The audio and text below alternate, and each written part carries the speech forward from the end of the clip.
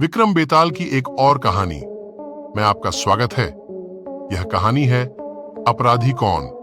तो चलिए कहानी शुरू करते हैं। पेड़ पर उल्टे लटके बेताल को एक बार फिर अपने कंधे पर उठाकर राजा विक्रमादित्य ने श्मशान की ओर चलना शुरू किया तो बेताल ने एक नई कहानी शुरू कर दी। बेताल बोला, एक बार की बात है, बनारस में हरिस्वामी नाम का एक ब्राह्मण रहता था। उसकी पत्नी बहुत सुंदर थी और उसका नाम लावण्यवती था।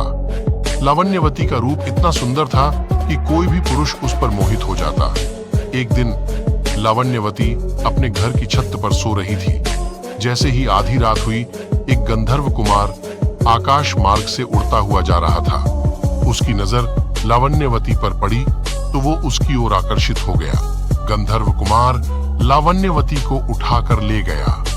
हरिस्वामी ने सुबह उठकर देखा तो उसकी पत्नी गायब थी। हरिस्वामी के लिए यह बड़े दुख की बात थी। वह अपनी पत्नी के अपहरण से इतना दुखी हुआ कि उसने आत्महत्या करने की ठान ली। जब लोगों को यह बात पता चली तो उन्होंने हरिस्वामी को समझाया कि उसे तीर्थ यात्रा करनी चाहिए। तीर्थ यात्रा से सारे पाप कट जाएंगे और तुम्हारी पत्नी तुम्हें वापस मिल जाएगी। हरिस्वामी के पास और कोई विकल्प न था, इसलिए वो तीर्थ यात्रा के लिए घर से निकल पड़ा। हरिस्वामी जब एक गांव से गुजर रहा था तो उसे भूख लगी। वह एक ब्राह्मण के घर पहुंचा। ब्राह्मण की पत्नी ने हरिस्वामी को खीर खाने को दी।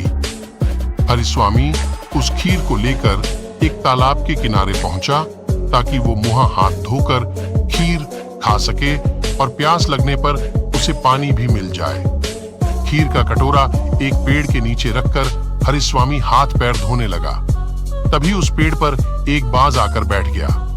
बाज के मुंह में सांप था और वो उसे खा रहा था। सांप का जहर हरिस्वामी की खीर में टपक गया। भूखा हरिस्वामी जल्दी जल्दी उस खीर को खा गया। उसे ये पता ही नहीं चला कि खीर में जहर है। जहर हरिस्वामी के शरीर में फैल गया और वो तड़पने लगा। हरिस्वामी दौड़कर ब्राह्मण की पत्नी के पास आकर कहने लगा कि तूने मुझे जहर क्यों दिया, और इतना कहकर वो मर गया। ब्राह्मण ने जब यह देखा तो उसने अपनी पत्नी की एक बात भी नहीं सुनी और उस पर ब्राह्मण हत्या का दोष लगाकर अपने घर से निकाल दिया।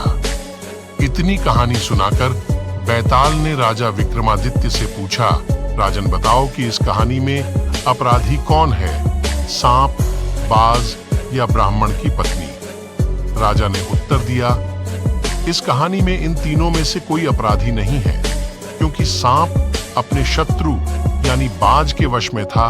वह कुछ कर ही नहीं सकता था। बाज ने जानबूझकर खीर में जहर नहीं मिलाया, बल्कि वो तो शांतिपूर्वक अपना खाना खा रहा था। ब्राह्मण की पत्नी ने अतिथि का सत्कार किया था, उसे भोजन दिया था। जो इन तीनों को दोषी कहेगा वो खुद दोषी माना जाएगा।